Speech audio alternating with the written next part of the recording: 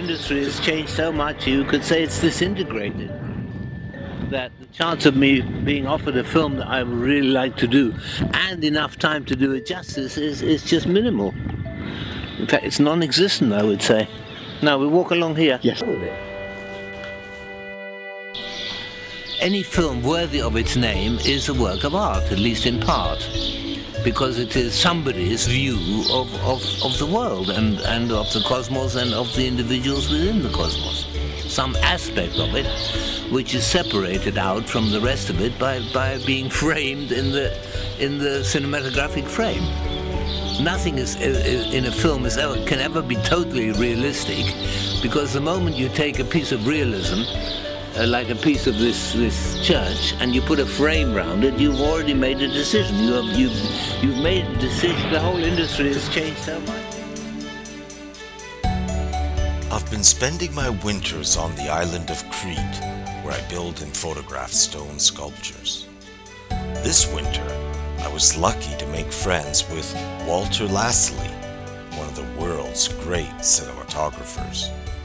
He is the creator of the image of over 100 films, including... And the other thing, when you're setting up number one, remember that she is not in the wide... In the month of March, along with the spring flowers, my old friend Scotty Gardner came from Montreal. He is a professor of communication studies at Concordia, author of psychology textbooks.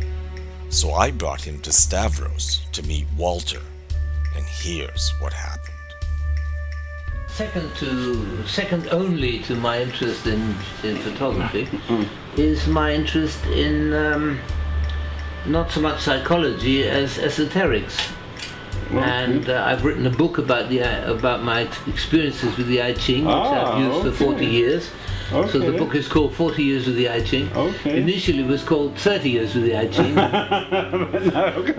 Photography comes in three parts. First part is photography, 1/3 is photography, 1/3 is psychology, because you have to talk to the stars and handle the stars. And 1/3 is meteorology, because the assistant director is forever coming saying, when's the sun going to come out? And you're supposed to know, you see. Any question of sort of, well, let's just shoot it all and throw it all to poor editor and let him sort it out, which they do. A lot of them do, Particularly in cases where there's a lot of money available. And I wrote a history of media, essentially saying that part of the conception they give is a means of storing information, memory, and a means of transmitting it, speech. And that's enough if you're just a hunter-gatherer, as we've been for most of our time. He doesn't have a mark, you know. It doesn't have any marks. The zoom has no marks. Throw the camera away. We want a camera that has marks on the zoom. I know. Anyways, we're going to be breaking that up with some. Right, next. No, but, well... light that I've put on that curtain is placed in such a way that it emphasizes the texture of the curtain.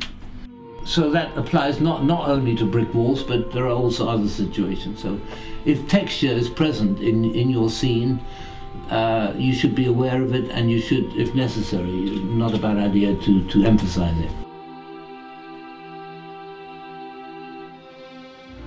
The movie business is all about cheating. Don't be afraid to cheat. If something the background isn't right, just move it round. Nobody will see Genesis as a fantasy based on a reality. It's a mythical interpretation of the beginnings of the universe.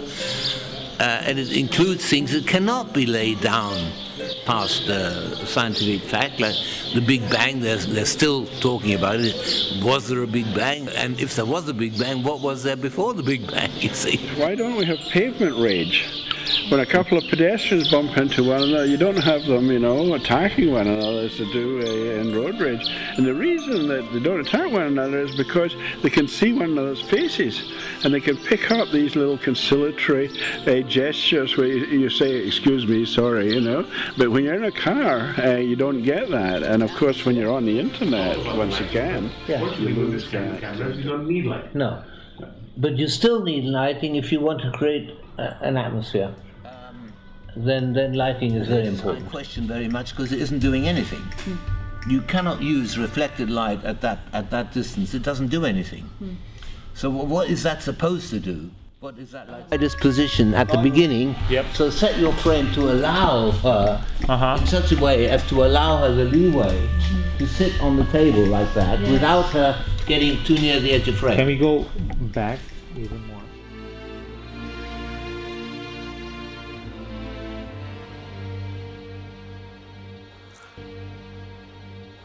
Are you ready?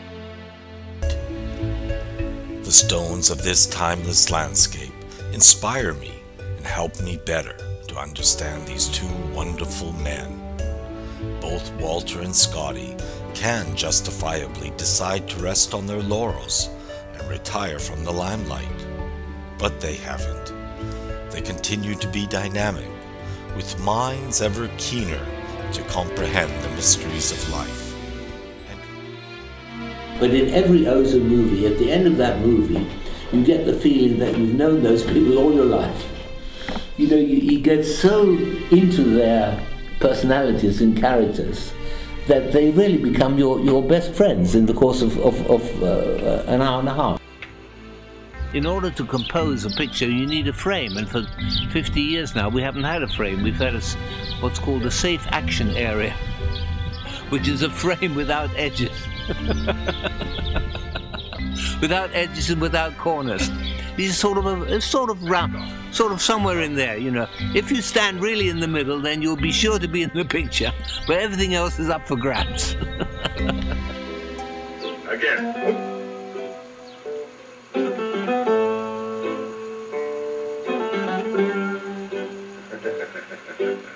So there's plenty of chance to make it dramatic, but like this it doesn't work. So it does need an extra light, and that would also give her a rim, which is quite good for the beginning of the shot, you see, because it helps you.